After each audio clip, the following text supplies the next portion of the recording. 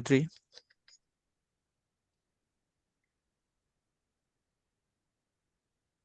Okey, Assalamualaikum dan selamat malam. Boleh dengar tak saya punya suara ni? Baik, okey. Boleh dengar. Okey.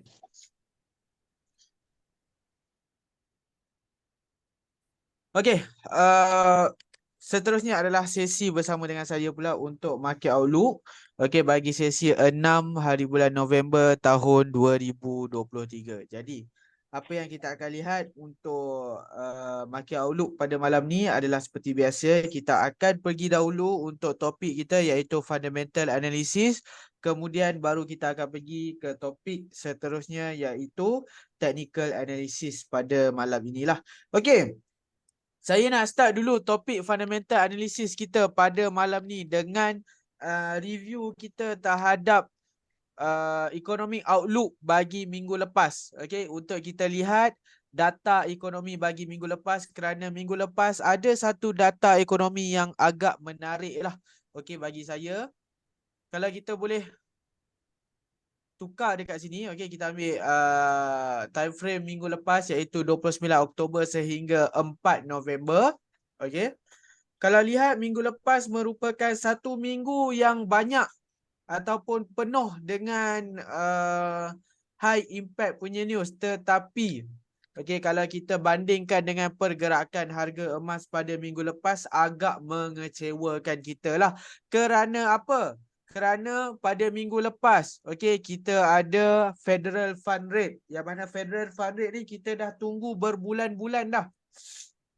Okey, 1 ke 2 bulan dah kita tunggu. Okey, bulan 9, bulan 10 kita tunggu untuk the new Federal Fund Rate yang akan dikeluarkan pada bulan ni, dan ternyata dia dikeluarkan, tetapi okey, result dia mengecewakan pasaran lah. Jadi result yang mengecewakan pasaran ni tak berjaya membuat lonjakan harga. Okey, bukan setakat tak berjaya membuat lonjakan harga emas juga tak berjaya, orang kata apa, untuk jatuh ke paras yang lebih rendah lah, disebabkan oleh Federal Fund Rate, yang mana result dia sekali lagi dikekalkan pada paras yang tinggi. Okey, ini merupakan kali kedua lah. Okey, masuk kali kedua untuk Central Bank, okey, iaitu Federal Reserve mengekalkan kadar faedah dia pada satu nilai yang sama, iaitu 5.5%. Jadi dekat sini ada sebahagian berpendapat bahawa Federal Reserve ni dah mula menukar, okey, taktik permainan dia untuk polisi ekonomi di US, yang mana mereka dah mula untuk kekalkan kadar faedah pada satu julat yang sama. Okey, ada beberapa sebab yang boleh kita highlightkan kenapa perkara ni berlaku. Okey, untuk paras kadar faedah 5.5%, sebenarnya dia adalah satu paras yang tinggi. Tidak sihat bagi ekonomi sebenarnya. Untuk ekonomi berkembang dengan positif, kadar faedah ni perlu diturunkan. Tetapi apa alasan Bank Pusat untuk kekalkan pada paras yang tinggi? Alasan pertama adalah untuk melawan kadar inflasi yang mana masih lagi di atas paras 2%, iaitu sebanyak 3.7%. Itu yang pertama.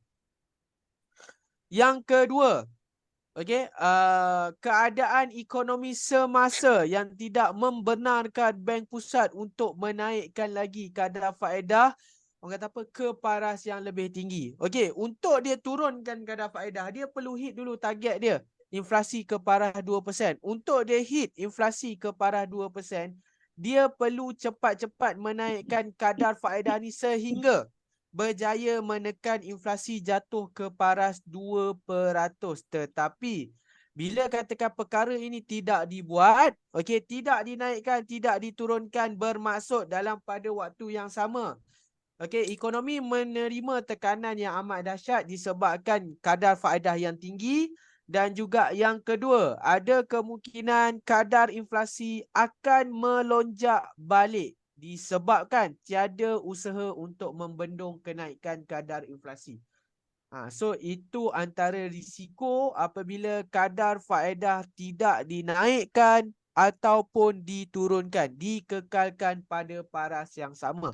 Apa sebab Bank Pusat buat macam ni? Disebabkan Bank Pusat melihat pertumbuhan ekonomi US sangat perlahan. Jadi Bank Pusat US ataupun Federal Reserve tak berani untuk mengambil risiko menaikkan kadar faedah ke paras yang lebih tinggi. Itu yang pertama kalau kita bincangkan tentang kadar faedah.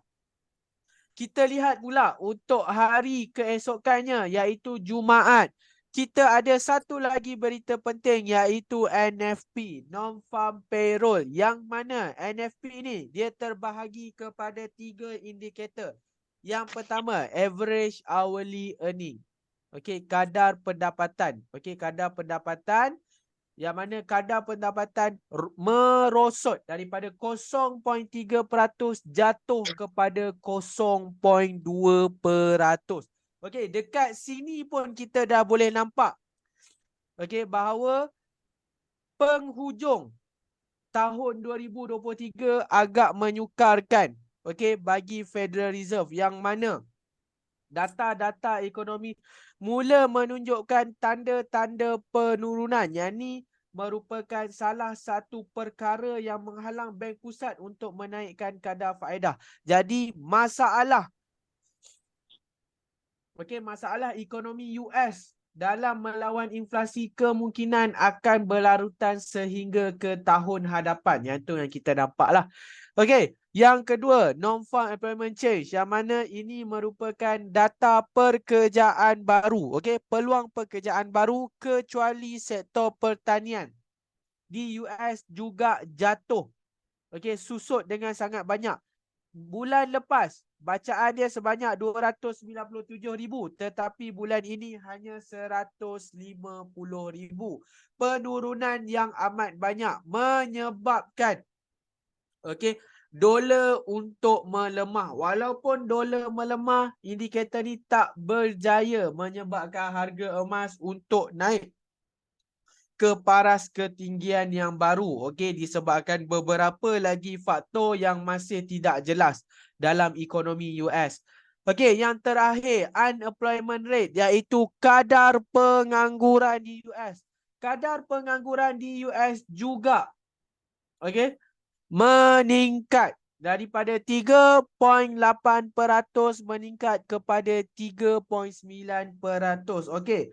Peningkatan kadar pengangguran merupakan satu impak yang negatif kepada ekonomi.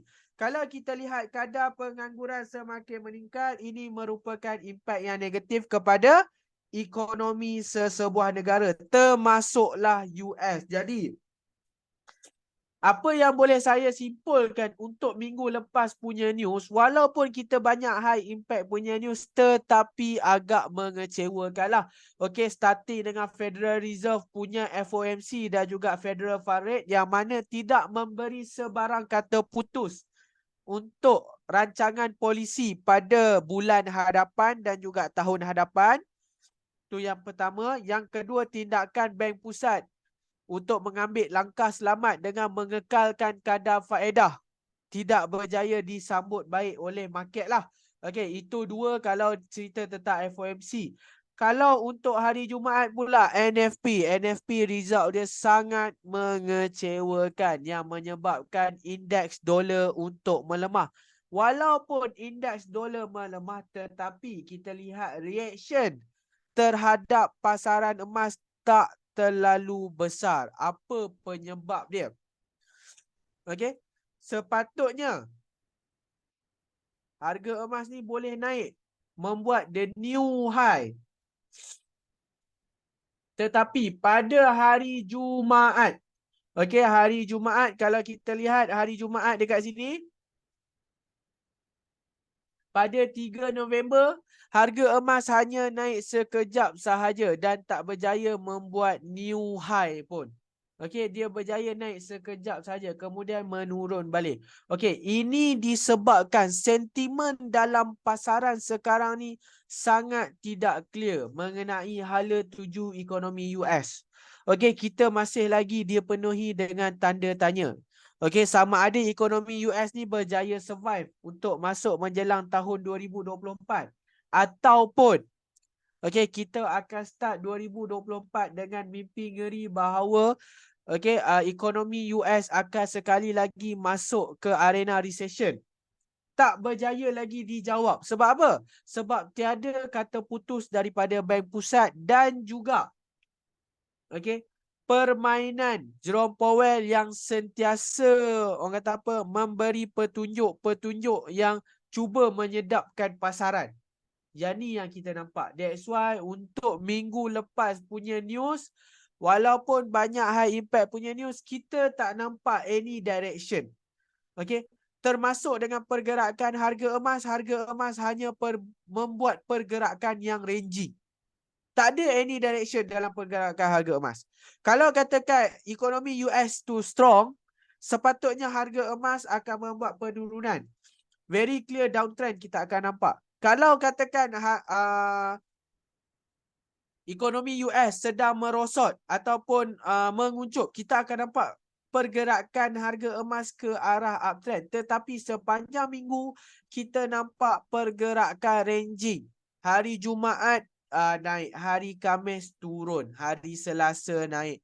Okey, kenaikan dan penurunan dan membentuk satu pergerakan ranging. Ini kita tak berbicara dari segi sudut teknikal. Teknikal dia ada sebab dia kenapa harga emas bergerak macam ni. Tapi kita bercerita dari sudut fundamental yang menggerakkan harga emas semasa. Yang mana dari segi fundamental, sentimen untuk US sekarang ni masih tak clear lagi. Sama ada sentimen tersebut menyokong kepada ekonomi US untuk kembali pulih ataupun sentimen menyebabkan ekonomi US untuk jatuh. Maksudnya risk off punya market bagi US sentimen. Yang ni kita tak nampak dengan jelas lah. Okey, daripada news minggu lepas. Okey, itu cerita tentang minggu lepas. Yang mana kita banyak berteka-teki walaupun result keluar. Yang mana result tak seperti apa yang kita harapkan. Yang mana kita harapkan result minggu lepas dapat bagi kita clear direction untuk fundamental terhadap ekonomi US. Untuk kita tahu, ekonomi US sekarang ni tengah berada pada tahap yang mana. Okey, tahap yang positif ke? Tahap yang masih lagi berdaya tahan dengan tekanan ekonomi sekarang ni ke? Ataupun ekonomi US mula menunjukkan tanda-tanda kemunduran. Itu masih lagi kita tak nampak lah. Okey, kalau kita lihat minggu ini, 5 sehingga 11 November, minggu ini kita tidak banyak dengan high impact punya news. Okey, kita ada satu news sahaja setiap minggu. Bukan setiap minggu, setiap hari. Satu high impact punya news iaitu bermula daripada hari Rabu. Kita ada sekali lagi Powell punya speak. Yang mana Powell punya speak ni kita harap kali ni Jerome Powell memberi sedikit petunjuk lah. Okey, sama ada bulan hadapan. Okey, Federal Reserve masih committed untuk meneruskan kenaikan kadar faedah ataupun tidak. Sebab kita perlukan update ni untuk kita melihat sebarang pergerakan terhadap US punya indeks dan juga pergerakan harga emas lah. Kita nak lihat direction dari segi fundamental. Untuk hari Khamis pula, 9 November, unemployment claim, kadar pengangguran. Okey, dari segi kadar pengangguran juga kita melihat kadar pengangguran dari segi projection ataupun fokus dekat sini kita nampak kemungkinan akan ada penambahan daripada 217,000 akan meningkat kepada 218,000. Kalau katakan setiap minggu unemployment claim meningkat, kemungkinan sekali lagi kita akan lihat kadar pengangguran secara bulanan akan melepasi paras 4%. Bermaksud ini adalah satu input yang tidak baik bagi ekonomi US lah.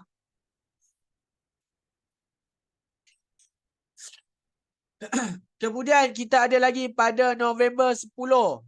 Okay, Powell punya speak. Minggu ni kita ada 2 kali Powell punya speak. Jarang-jarang berlaku. Kita ada 2 kali Powell punya speak. Jadi apa yang kita lihat minggu ni, kemungkinan ada peluang untuk Powell membaiki sentimen US. Okay, ini yang saya nampak sebab dia ada 2 kali ucapan pada hari Rabu dan pada hari Jumaat. Kemungkinan okey, taktik permainan Powell sekarang ni dia akan cuba try and error. Okey, apa point yang dia boleh gunakan untuk meyakinkan market bahawa US dollar masih lagi orang kata apa, berada pada paras yang agak stabil. Sama juga dengan ekonomi US. Kemungkinan. Okey, itu yang kita akan lihat pada hari Rabu dan juga hari Jumaat. Yang mana Powell akan cuba memberi clear direction daripada dia punya ucapan lah. Kemudian pada 11 malam hari Jumaat kita ada consumer sentiment. Yang mana consumer sentiment dari segi fokus menunjukkan penurunan.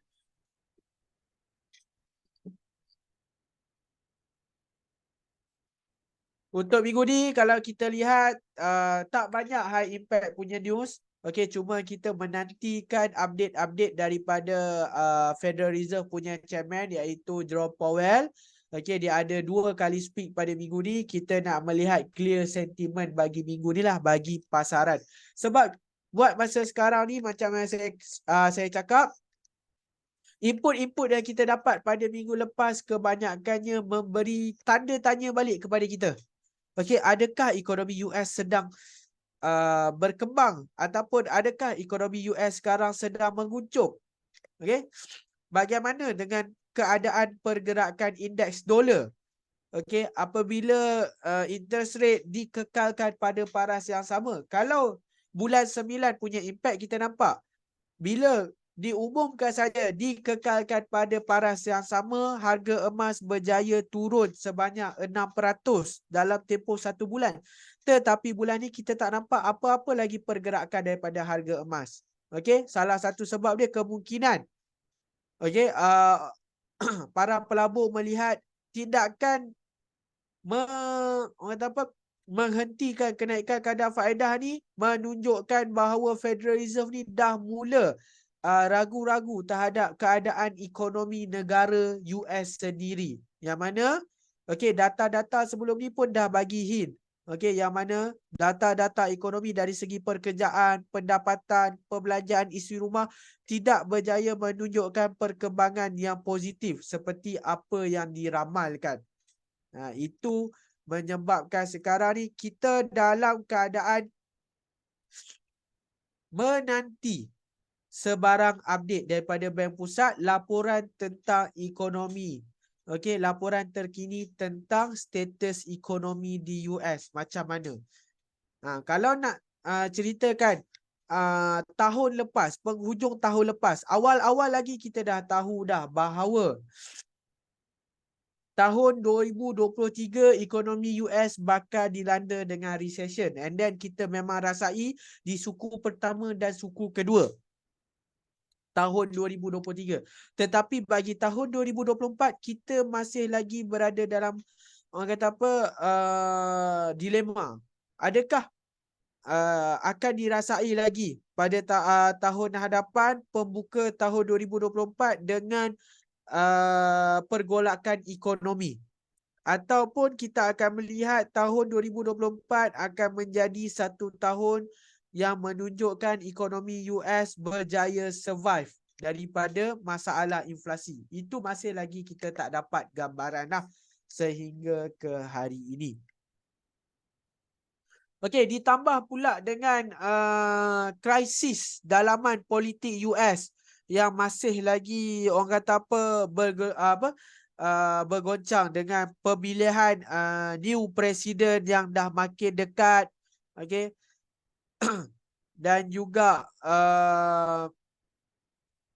peperangan di Timur Tengah dan juga peperangan di antara Rusia dan Ukraine masih lagi belum settle. Okey. cerita tentang peperangan. Peperangan ini sebenarnya drag US untuk ke arah yang lebih teruk sebenarnya. Yang mana US ni masih lagi supply ke Ukraine dan juga negara haram Israel bantuan-bantuan sama ada dari segi kewangan ataupun persenjataan lah, yang mana ini memang ditentang sendiri oleh rakyat US dan juga beberapa ahli politik di sana. So yang ni yang menyebabkan berlakunya gelora dalam scene geopolitik di US. Okey, kerajaan Biden masih lagi orang kata apa, support peperangan yang berlaku sekarang ni ataupun konflik yang berlaku di Timur Tengah dan juga Ukraine. Di masa yang sama juga US sebenarnya sekarang ni sedang masih lagi berteka-teki dengan keadaan ekonomi terkini. Nak kata ekonomi berada dalam keadaan positif, data-data ekonomi menunjukkan sebaliknya. Okey, dan juga inflasi di sana menyebabkan rakyat semakin tertekan lah. Okey, perbelanjaan isi rumah memang agak menyukarkan di sana disebabkan kenaikan harga barang.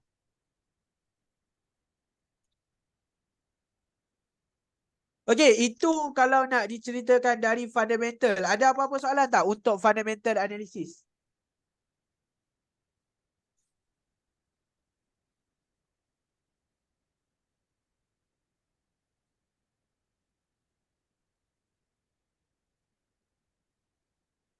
Okey, ada apa-apa soalan untuk fundamental analysis?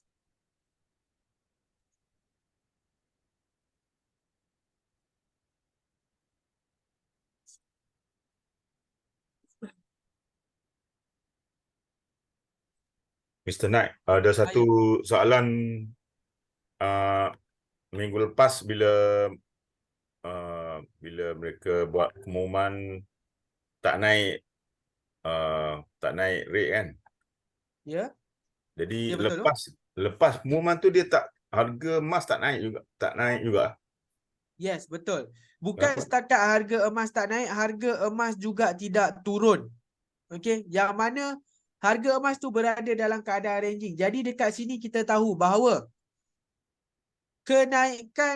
bukan kenaikan, rate pause yang berlaku ni merupakan satu petanda bahawa dia akan Federal Reserve cuba mengubah dasar yang dia cuba bawa sebelum ni, yang mana dasar yang dia cuba bawa sebelum ni adalah melawan inflasi fokus melawan inflasi dengan kenaikan kadar faedah. Jadi perkara ni menyebabkan penganalisis ekonomi pun tertanya-tanya apa yang cuba dilakukan oleh Federal Reserve sekarang ni. Apa lagi jalan ataupun pilihan yang Jerome Powell ada. Okey, kalau katakan diposkan rate, sudah tentu kemungkinan besar untuk bulan ni punya bacaan inflasi akan melonjak lagi. Kalau katakan bacaan inflasi pada bulan ni masih lagi berada di paras yang tinggi, kalau melonjak balik sekarang ni 3.7, kalau naik di atas paras 4.0, apa lagi pilihan yang Powell ada untuk kenaikan kadar faedah pada bulan hadapan? Adakah masih lagi nak dikekalkan pada paras yang sama ataupun mengalah dan menaikkan kadar faedah sekurang-kurangnya 25 mata asas? Sekarang ni kita masih lagi menanti. Okey, daripada Federal Reserve ni, apa tindakan Federal Reserve? Sekarang ni kita tak clear apa Federal Reserve cuba nak buat.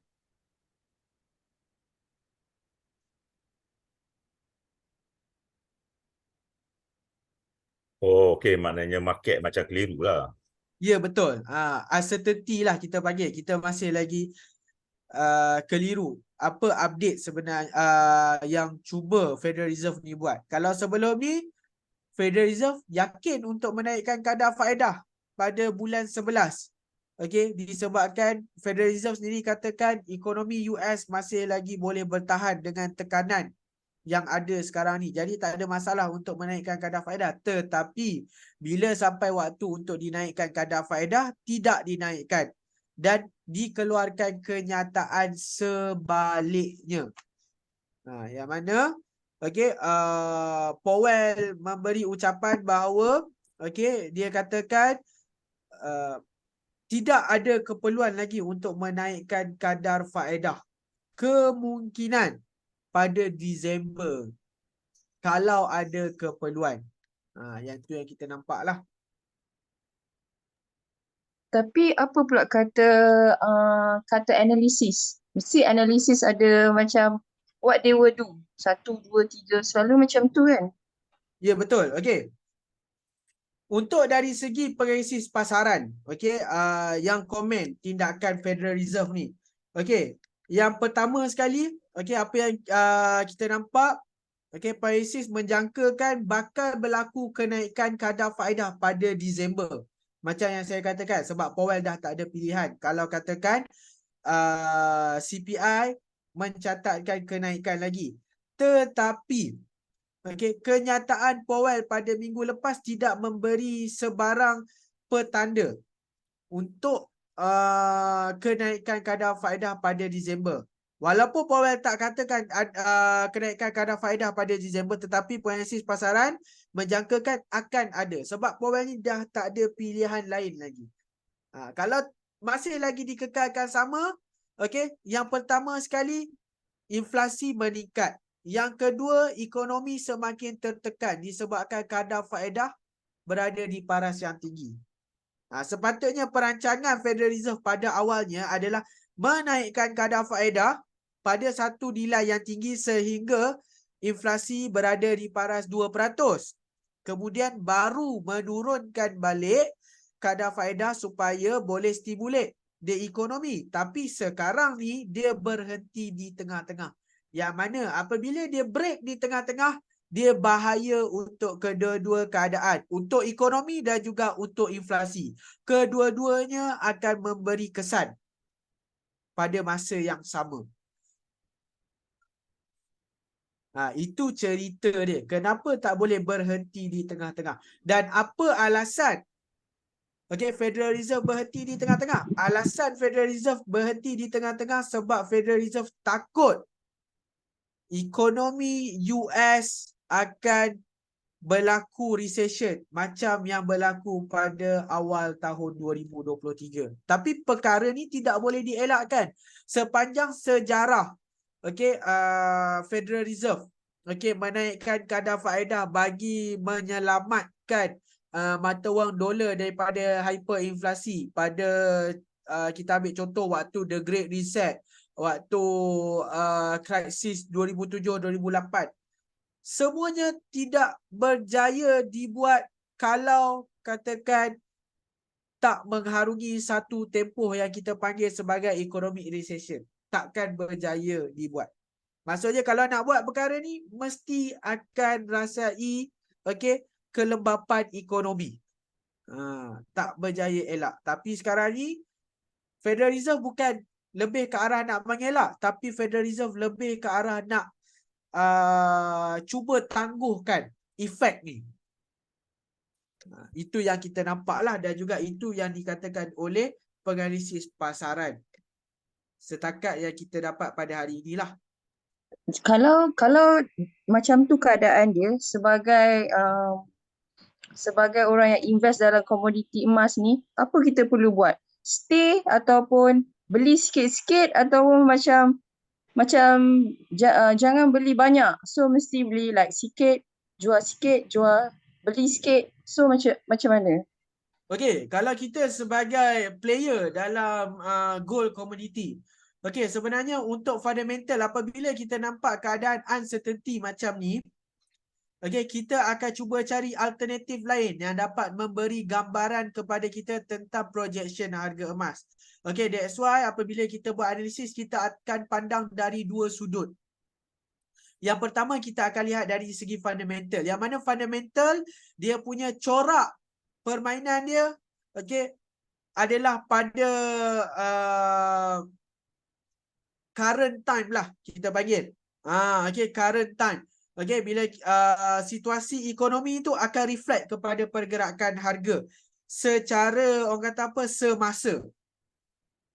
Situasi ekonomi sekarang ni berada dalam keadaan uncertainty. That's why kita nampak harga gold berada dalam keadaan ranging. Okay, berada dalam keadaan sideways. Okay, naik turun pada paras yang sama. Tetapi untuk yang ke hadapan, kita tak tahu dari segi fundamental. Yang mana sifat fundamental ni, dia boleh berubah-ubah dengan cepat. Contohnya, pada minggu ni punya speed, kalau katakan Powell menyatakan pendirian untuk menaikkan kadar faedah pada Disember, kemungkinan besar indeks dolar akan mengukuh disebabkan news ni sahaja. Tetapi bila menjelang bulan Disember, Federal Reserve tak buat perkara tersebut, dolar akan lemah balik. Itu sifat ataupun ciri-ciri yang kita nampak dekat fundamental analysis. Dia boleh shift sebilang masa. Okay. Kalau kita lihat dari sudut teknikal ni dia punya pandangan dia jauh. Okay, tetapi dia punya base dia adalah prediction. Yang mana ada kemungkinan betul, ada kemungkinan tidak. Tetapi dia dapat memberi gambaran kepada kita pada satu jangka masa yang jauh ke hadapan. Jadi dekat situ bila kita gabungkan dua-dua ni, kita keluarkan dengan satu outcome. Okay, contohnya sekarang ni kalau nak komen dari segi kita as player dalam komoditi gold, okay, kita sekarang ni panduan kita lebih ke arah teknikal. Disebabkan fundamental tak dapat nak menjawab teka-teki kita, kita beralih lebih bias kepada teknikal. Yang mana projection terhadap pergerakan harga emas dari segi technical analysis adalah kita nampak harga emas sekarang ni masuk ke dalam fasa ataupun pergerakan bagi wave 3. Yang mana wave 3 ni merupakan satu wave yang panjang lah. Okay, boleh mencapai ke paras 2,500 USD per ounce bagi harga emas untuk masa yang akan datang.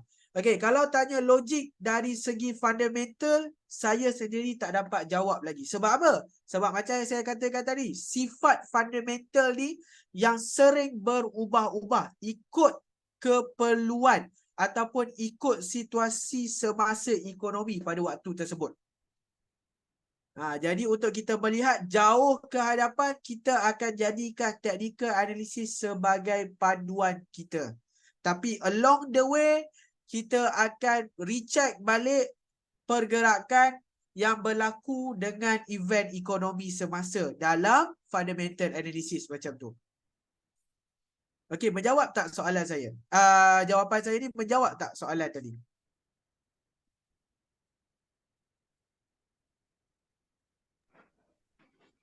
Okey. Terima kasih. Okey, sama.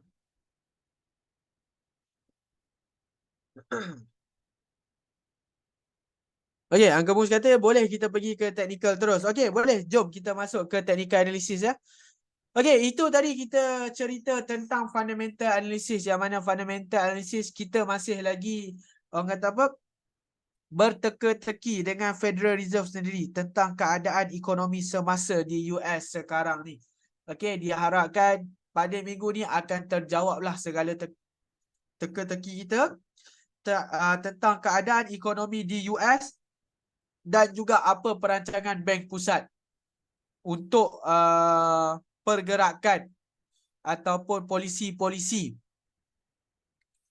terutamanya bagi kadar faedah terhadap ekonomi dan juga mata wang US dollar. Okey, untuk review pergerakan harga emas dari segi teknikal. Okey, ini adalah the latest one. Okey, pergerakan harga emas dari segi teknikal. Yang mana macam sebelum ni, minggu lepas kita ceritakan bahawa pergerakan harga emas baru sahaja selesai membuat kenaikan wave 1. Yang mana 5 wave kita dah nampak untuk wave 1. Jadi, kita bias bahawa wave 1 telah tamat pada paras 2009. Okey, 2009 USD per ounce. Sekarang ni pergerakan harga emas sedang membuat keadaan ataupun pergerakan downtrend. bagi correction punya wave. Yang mana correction wave ni adalah bagi wave 2.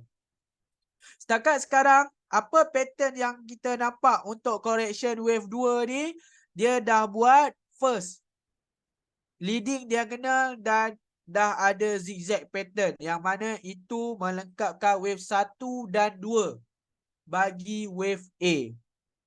So kita predict wave A ni adalah motif wave lah. 1, 2, 3, 4, 5. Lengkap sahaja wave A, harga emas akan membuat correction ataupun retrace sekejap melengkapkan wave B. Lengkap wave B, harga emas akan turun balik bagi melengkapkan cycle terakhir bagi wave 2 iaitu wave C. Apabila lengkap sahaja wave 2 ni, okey, kita bias bahawa harga emas ni kemungkinan besar akan meneruskan kenaikan bagi wave 3. Okey, yang mana wave 3A3 ni bakal break 2100. Okey, 2100 lah. Yang mana the highest sebelum ni adalah $2080 USD per ounce. Kemungkinan besar dia akan break level 2100 untuk wave 3A3. Cuma sekarang ni harga emas sedang membuat penurunan bagi wave 2. Jadi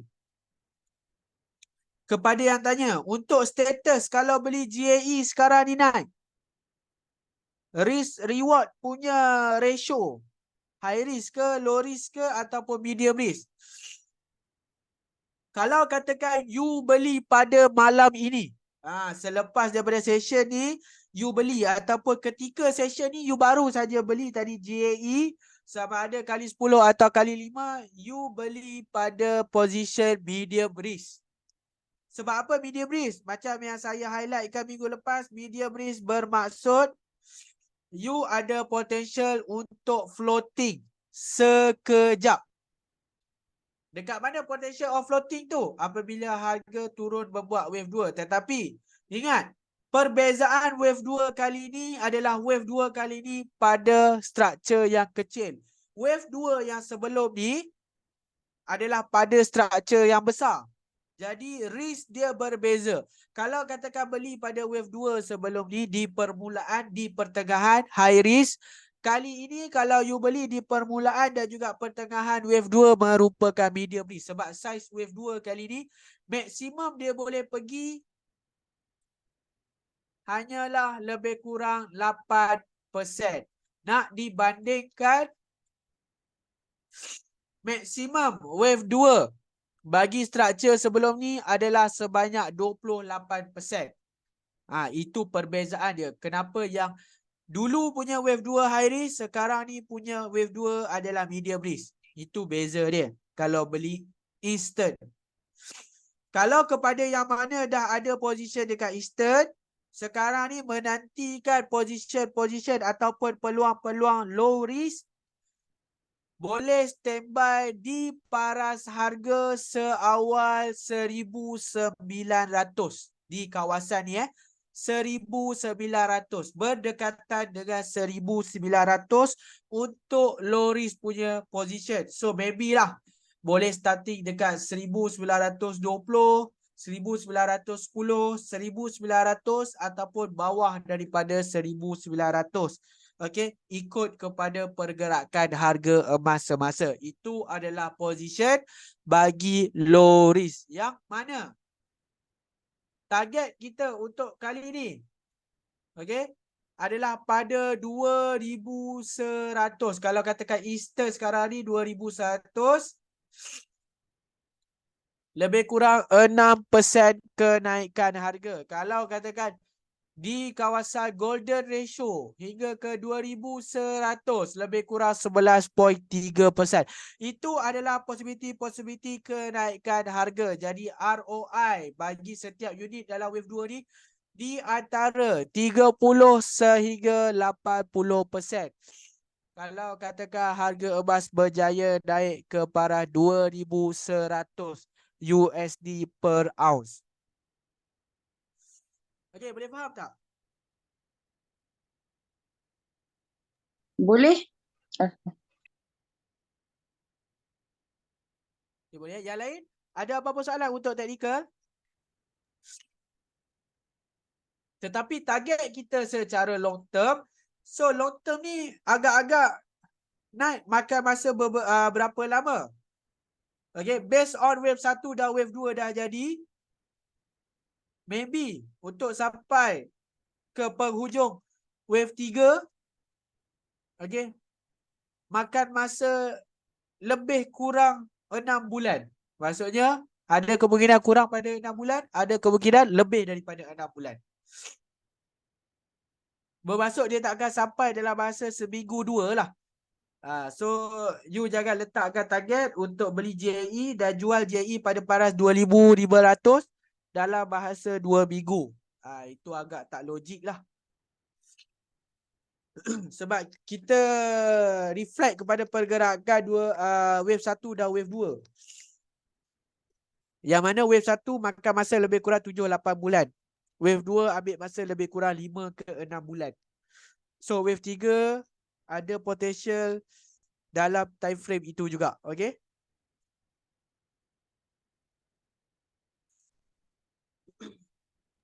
Baik. So ikut carta ni downtrend dia kemungkinan turun sampai ke minggu kedua Disember ya. Okay. Kalau nak melihat dari segi masa, okay, trend yang saya lukis ni, dia tidak menggambarkan tarikh, sebarang tarikh ataupun jangka masa. Okay. Trend yang saya lukis ni hanya boleh valid kepada harga sahaja. Untuk bila dia sampai ke paras tersebut, ikut kepada pergerakan harga punya momentum. Kalau tengok dekat sini, penghujung C berada di 6 Disember. Sebenarnya tak valid tarikh 6 Disember ni. Sebab tak ada apa-apa reference yang harga akan sampai di paras 1888 pada 6 Disember. Ini hanya kebetulan sahaja. Okay? Saya tarik ni hanya kebetulan saja letak di 6 Disember. So jangan lihat dari segi masa lah. Okay? Banyak fokuskan kepada harga. Sebab kita punya analisis adalah kita depend on pergerakan harga. Okay? Instead of masa. Sebab masa memang kita refer kepada momentum yang ada. Kalau momentum tinggi, cepat dia akan sampai ke destinasi.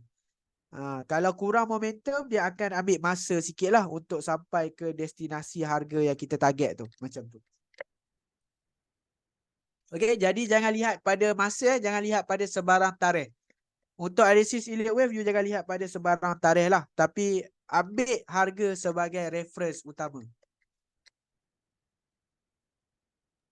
Okay. Okey, ada apa-apa soalan lagi? Jadi yang mana yang menantikan untuk beli JE, okey, yang ada dah ada capital yang get ready untuk execute bagi position JE, so dah boleh susun strategi sekarang ni lah. Di medium risk nak letak berapa unit dan di low risk nanti nak letak berapa unit. Mr. Knight, saya mungkin miss out tadi. Low risk dia dekat kotak merah tu ke? Okey, low risk dia sebenarnya low risk ni apabila penurunan C, tetapi dari segi harga boleh lah. Okey, kita ambil kira berdekatan dengan area 1900. Maksudnya semakin hampir ke area 1900 tu lah maksud dia. Kalau pemahaman dari segi pergerakan wave, selepas wave A dan B berjaya siap, and then waktu tersebut adalah waktu low risk ketika penurunan C. Iaitu penurunan C kita jangka akan berada di kawasan lebih kurang 1900. Kalau ambil kira golden ratio berada di 1888.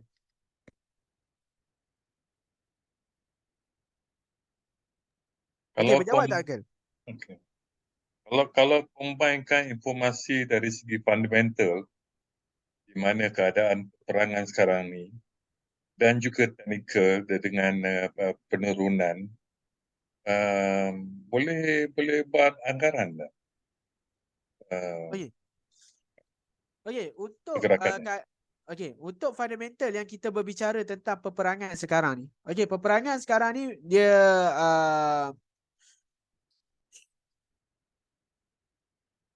dia tak memberi impact secara terus kepada ekonomi ataupun kepada goal itself lah. Okey, yang mana pada awalnya yes kita nampak okey tercetusnya konflik di Timur Tengah menyebabkan harga emas untuk naik secara mendadak. Yes, itu adalah kejutan yang dibawa oleh peperangan. Okey, sekarang ni disebabkan peperangan sedang berlangsung dan konflik tu masih lagi berlangsung. Okey, dia tak memberi direct impact kepada demand terhadap safe haven. Kita ambil situasi ketika Russian invade Ukraine dulu. Okey, harga emas sebenarnya naik pada bulan pertama sahaja US menyerang Ukraine. Selepas pada tu kalau kita lihat, okey, konflik di antara Rusia dan Ukraine sehingga ke hari ini. Tapi kita dah lihat episod penurunan dan kenaikan emas sepanjang perang tersebut. Jadi apa conclusion yang boleh kita belajar dekat sini? Safe haven ni dia punya impact dia kita akan dapat rasai di awal konflik saja. Sepanjang konflik tersebut berlarutan, sebenarnya safe haven ni lebih bergantung kepada pergerakan dolar balik. Kecuali kalau katakan perang ni jadi lebih teruk. Lebih teruk ni maksudnya dia masuk ke new chapter lah.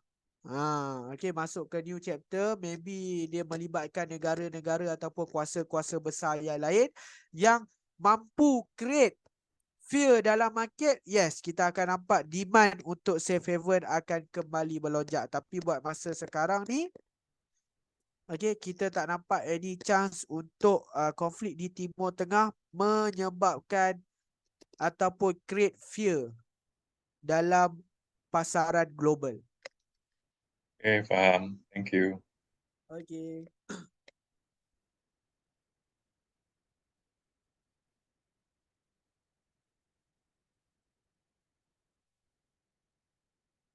Okay, ada apa-apa soalan lagi untuk technical analysis?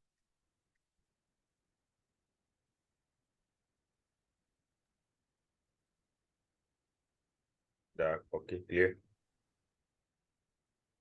Okay, tak ada. Okey, sekiranya tiada soalan untuk technical analysis, saya rasa sampai di sini saja untuk sesi market outlook, fundamental dan technical analysis kita pada malam ni. InsyaAllah nanti akan ada lagi the next market outlook, okay, fundamental dan technical analysis, iaitu pada hari Khamis malam untuk kita review, okay, secara keseluruhan bagi minggu ini dari segi fundamental dan juga pergerakan harga emas bersama Angel Group nantilah. Dan juga okay, hari dan waktu yang sama pada minggu hadapan, okay, bersama Gravity Circle. Itu saja, okay, untuk market outlook kita pada malam ni. Kita jumpa di next session nanti. Assalamualaikum dan selamat malam. Waalaikumsalam. Alhamdulillah, terima kasih kita ucapkan kepada Mr. Nai untuk perkongsian mengenai market outlook pada minggu ini bersama dengan Gravity Circle. So macam yang Mr. Nai bagi tahu tadi, untuk second sesi bersama dengan Angel Group pada hari Khamis. So kepada anda semua bolehlah ikuti, kita akan share juga link ke dalam group. So nanti all dealer-dealer akan sebarkan kepada grup masing-masing lah. So pastikan you lock your date untuk sesi market outlook bersama dengan juga. So dalam satu minggu ni kita ada 2 sesi untuk kita tahu pergerakan harga emas. Right. So from there you boleh buat keputusan, you boleh tahu info yang terkini, apa yang kita perlu lakukan. Sama nak kena beli JE ataupun nak jual JE. Okay. Itu sangat penting sebab bila kita membeli JE, kita nak kena tahu bila masa kita nak masuk ataupun bila masa kita nak membeli dan bila masa kita nak jual JE kita tu untuk kita gain the profit.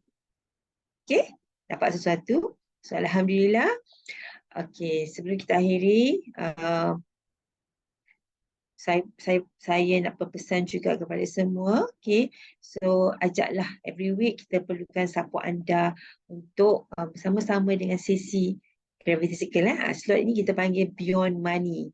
So come join, especially kepada yang baru-baru. Right, so segala kekurangan itu adalah daripada kita sendiri. So sebelum kita akhiri, kita baca tasbih kifarah dan suratul as.